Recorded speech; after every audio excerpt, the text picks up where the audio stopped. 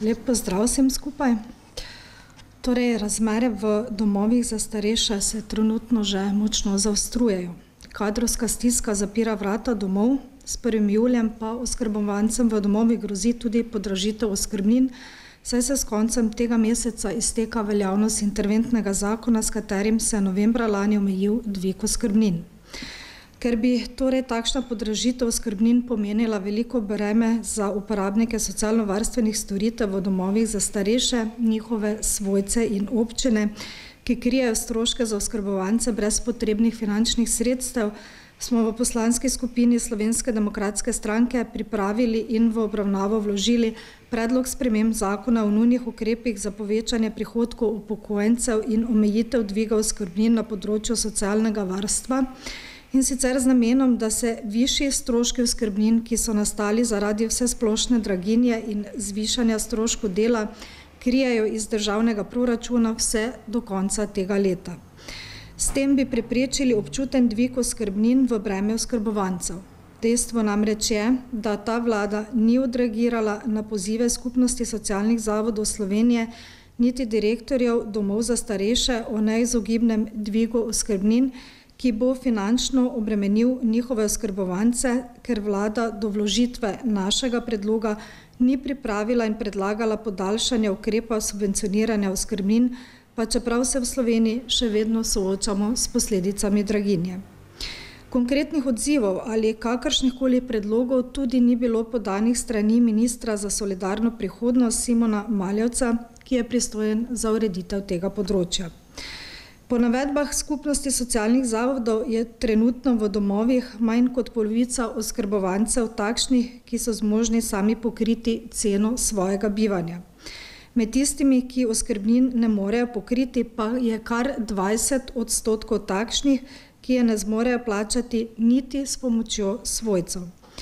Glede na trenutne izračune, ki so jih pripravili v domovih za starejše, bi se cene oskrbnin predvidoma dvignile od 5 pa vse tja do 30%, kar pomeni, da bi lahko bila mesečna položnica pri nekaterih oskrbovancih višja tudi za 150 evrov.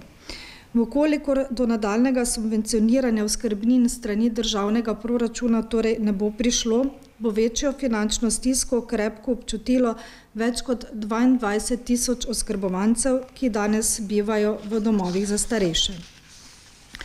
Zagotovo bi lahko bila situacija danes bistveno drugačna, če vlada Roberta Goloba ne bi zamaknila že veljavnega zakona o dolgotrajni oskrbi.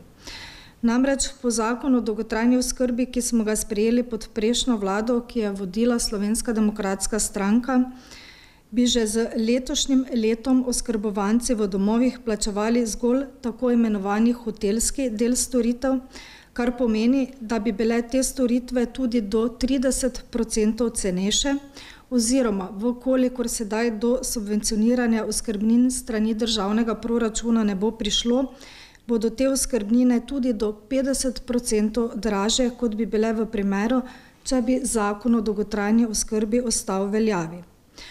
Torej, kljub takrat drugačnemu zatrjevanju predstavnikov te vlade se je sedaj pokazalo, da je bil zamik zakona o dolgotrajni oskrbi škodljiv ukrep. Danes ga občutijo najranljivejše skupine naših državljanov, konkretno vsi tisti, ki dolgotrajno oskrbo potrebujejo.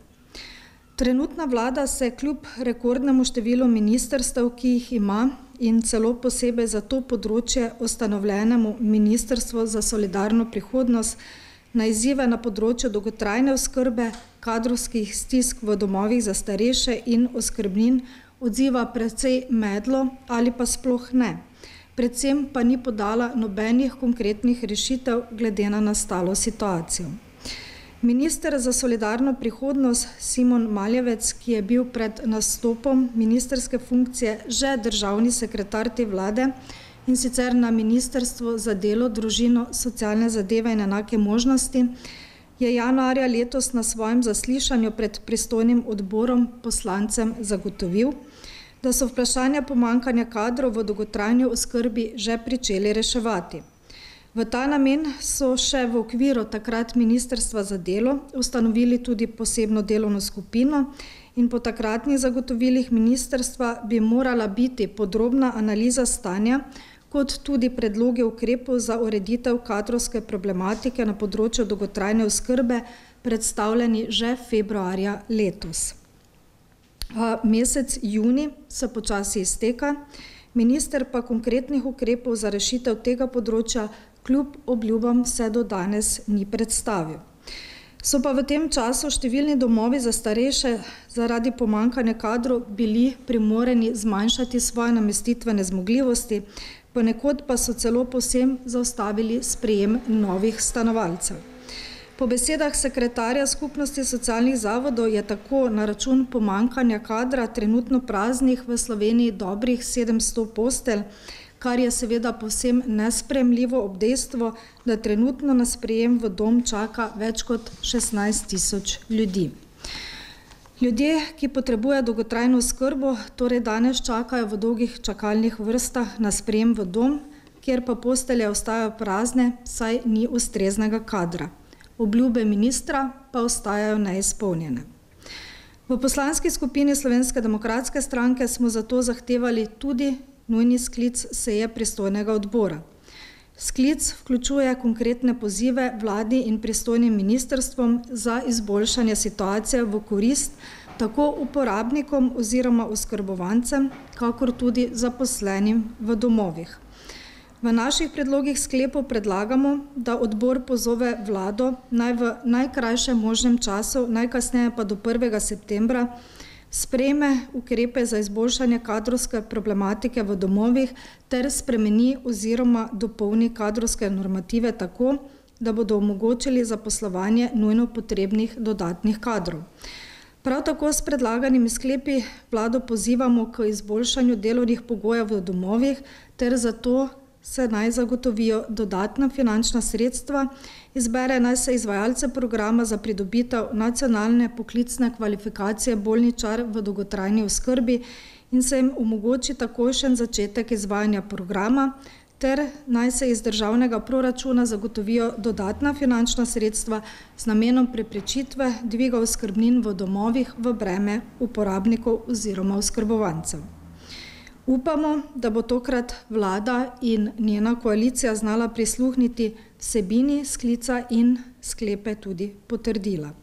S tem se bo ponudila pomoč tako zaposlenim v domovih, kot tudi nekaj več kot 22.000 oskrbovancev, ki jim grozi konkreten dvig oskrbnin.